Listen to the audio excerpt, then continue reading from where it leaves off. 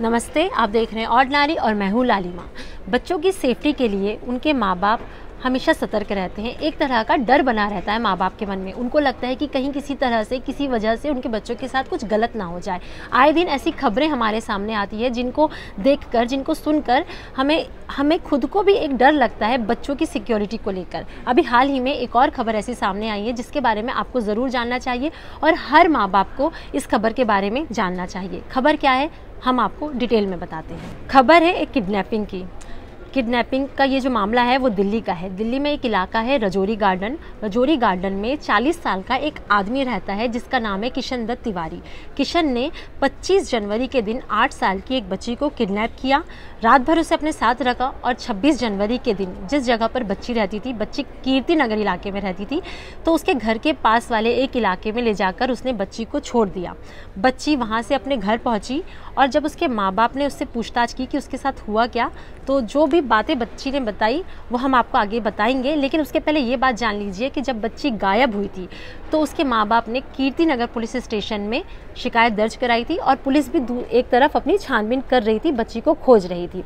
अब 25 जनवरी को बच्ची गायब हुई, 26 जनवरी को वो अपने घर लौटी।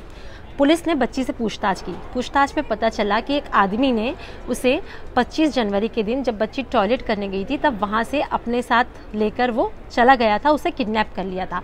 बच्ची ने बताया कि रात भर उस आदमी ने उसे अपने साथ रखा और दूसरे दिन घर के पास एक इलाके में ले जाकर छोड़ दिया। पुलिस ने यह भी जानना चाहा बच्ची से कि कहीं किसी तरह का शोषण, यौन शोषण तो उस बच्ची के साथ उस आदमी ने नहीं किया, तो बच्ची ने इससे मना कर दिया। अब किडनैपर की तलाश करनी ज़रूरी थी। पुलिस ने इसके लिए सीसीटीवी फुटेज खंगालने शुरू किए। सीसीटीवी फुटेज में दिखा कि रिंग रोड वाले इलाके में 26 की सुबह एक बाइक सवार आदमी आता है, वो बच्ची को वहाँ पर उतारता है और बाइक से वापस चला जाता है। बाइक का रंग था काला।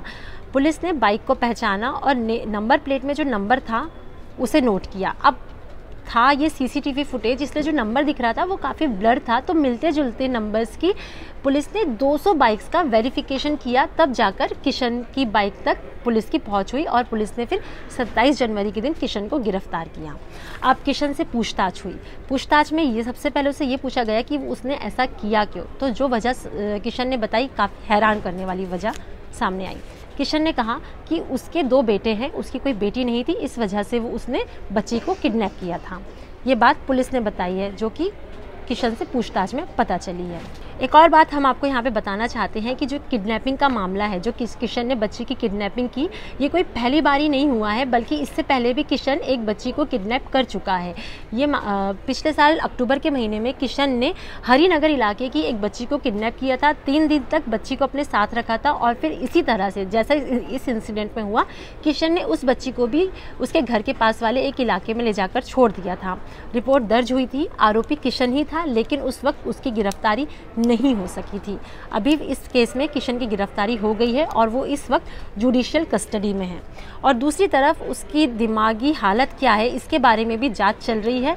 डॉक्टर्स का कहना है कि उसका जो बर्ताव है, 1 हफ्ते तक उसको नोटिस किया जाएगा, उसके बाद ही कुछ कहा जा सकता है कि उसकी मानसिक स्थिति किस तरह की है।